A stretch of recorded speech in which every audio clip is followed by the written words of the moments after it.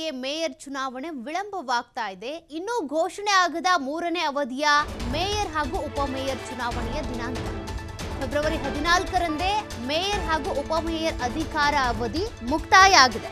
But ಇನ್ನೂ ಕೂಡ mayor ಹಾಗೂ ಉಪಮೇಯರ್ ಚುನಾವಣೆ ಮಾಡೋದಕ್ಕೆ ಅಂತ ಮುಂದಾಗ್ತಾ ಇಲ್ಲ ಪಾಲಿಕೆ. ಯಾಕೆ ವಿಳಂಬ ಆಗ್ತಾ ಇದೆ ಅನ್ನುವಂಥ ಪ್ರಶ್ನೆ ಎದುರಾಗಿದೆ. ಈಗ ಅವಧಿ ಮುಕ್ತಾಯ ಆಗಿದ್ರೂ ಕೂಡ ಚುನಾವಣೆಗೆ ಮುಂಗಾಲಿಡ್ತಾ ಇಲ್ಲ. ಹೀಗಾಗಿ ಮೂರನೇ ಅವಧಿಗೆ ಚುನಾವಣೆ ನಡೆಸಬೇಕು ಅಂತ ಸರ್ಕಾರಕ್ಕೆ ಪಾಲಿಕೆ ಪತ್ರವನ್ನ ಬರೆದಿದೆ. ಚುನಾವಣೆ ವಿಳಂಬ ಹಿನ್ನೆಲೆ ಬಿಜೆಪಿ ಪಾಳ್ಯದಲ್ಲಿ ಕಳವಳ ಶುರು ಆಗ್ಬಿಟ್ಟಿದೆ.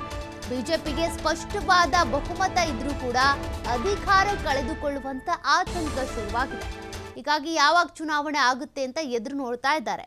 ಈಗಾಗಲೇ ಮೂರನೇ ಅವಧಿಯ ಮೇಯರ್ ಹಾಗೂ ಉಪಮೇಯರ್ ಚುನಾವಣೆಗೆ ಸಂಬಂಧಪಟ್ಟಂತೆ ಯಾವ ಚಟುವಟಿಕೆಗಳು ಕೂಡ ಗರಿಗೆದರ್ತಾ ಇಲ್ಲ. ಫೆಬ್ರವರಿ 14ನೇ ತಾರೀಕೆ ಈಗಾಗಲೇ ಅವರ ಅವಧಿ ಮುಕ್ತಾಯ ಆಗೋಗಿದೆ. ಬಟ್ ಚುನಾವಣೆ ಮಾಡ್ತಾರೋ ಇಲ್ವೋ, ಮಾಡಿದ್ರು ಯಾವಾಗ ಮಾಡ್ತಾರೆ, ಇದಕ್ಕೆ ಸಂಬಂಧಪಟ್ಟಂತೆ ಯಾರು ಕೂಡ ಏನು ರೆಸ್ಪಾನ್ಸ್ ಮಾಡ್ತಾ ಇಲ್ಲ, ರೆಸ್ಪಾನ್ಸಿಬಿಲಿಟಿ ತೆಗೆದುಕೊಳ್ತಾ ಇಲ್ಲ. ಹಾಗಾಗಿ ಪಾಲಿಕೆ ಪತ್ರವನ್ನ ಬರೆದಿರುವಂಥದ್ದು ಆದಷ್ಟು ಬೇಗ ಚುನಾವಣೆಯನ್ನ ನಡೆಸಿ, ಯಾಕೆ ವಿಳಂಬ ಮಾಡ್ತಾ ಇದ್ದೀರಾ ಅಂತ.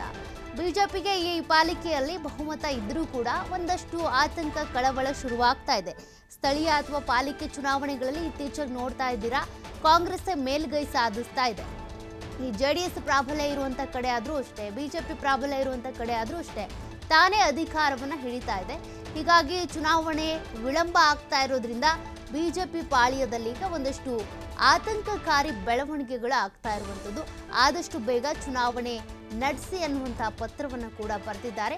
ಯಾವಾಗ ಚುನಾವಣೆ ಆಗುತ್ತೆ, ದಿನಾಂಕ ಫಿಕ್ಸ್ ಮಾಡ್ತಾರೆ, ಮುಹೂರ್ತ ನಿಗದಿ ಆಗುತ್ತೆ, ಅದನ್ನ ನೋಡಬೇಕಿದೆ. ಈಗಾಗಲೇ ಅವಧಿ ಮುಗ್ದು ಹೋಗಿದೆ.